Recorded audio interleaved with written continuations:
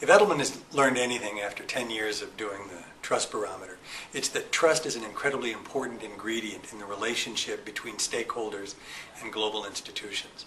Trust is what gives business the permission to do what it needs to do, and it's what gives government the authority to execute the way it needs to execute. So the presence of trust is vitally important, and the absence of trust is equally important.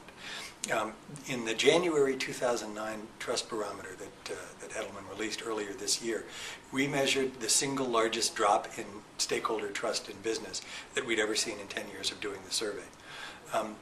It obviously came in the middle of a vitally important year for business and for government. And because there were so many important things that were going to take place in the ensuing 6 months, from multilateral decisions to bailouts, continued bailouts of banks, the bankruptcies in the auto industry, the financial institutions repaying some of the funds that they'd received, we wanted to go back to at least 6 countries that we had measured earlier and understand how those actions impacted the trust that stakeholders had in business and in government. What we found was significant. We found an increase in trust in both business and government across the board. We found in the United States, for example, 12 points up in business, 12 points up in government.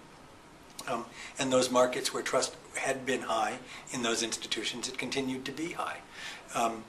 One of the things that we found that was important and that was significant is that stakeholders continue to believe that business and government need to collaborate together to address the largest problems that our society and that our globe faces.